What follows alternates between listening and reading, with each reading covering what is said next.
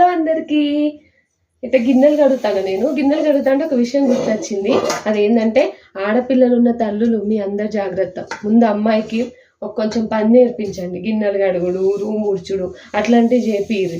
లేదనుకో ఎప్పుడు చదువుతుంది కదా పాపం డిస్టర్బ్ చేసుడు ఎందుకు అని ఊరుకున్నారు అనుకో, రేపు పెళ్ళైనాక వాళ్ళ అత్త ఆమెను కాదు ఫస్ట్ మిమ్మల్ని తిడుతుంది. మీ అమ్మకి ఏం పని చెప్పుడు తెలియదా, ఇట్లాంటి పనులన్నీ నేర్పియదా అని ఫస్ట్ వాళ్ళ అమ్మ మిమ్మల్ని తిడుతుంది. ఆ తర్వాత పాపం మీ అమ్మాయి కూడా ఇబ్బంది పడుతుంది.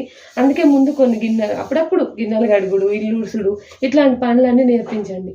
వాళ్ళు వచ్చి చేస్తున్నా కూడా ఎందుకు నాన్న పెళ్ళైనాక ఇదే పనిగా చేసుడు ఇప్పుడు ఎందుకు తీ అని చెప్పి అనకుర్రి. అప్పుడప్పుడు వీళ్ళు చదువుకునే టైంలో చదువుకోనిది, ఖాళీ ఉన్నప్పుడల్లా కొంచెం పనులు నేర్పండి. అప్పుడప్పుడు వంట కూడా నేర్పియ్యి. ఎప్పుడు యూట్యూబ్లో చూసి నేర్చుకున్నామంటే అప్పుడప్పుడు నెట్ కూడా పని చేయదు, అప్పుడు మస్తు ఇబ్బంది అవుతుంది.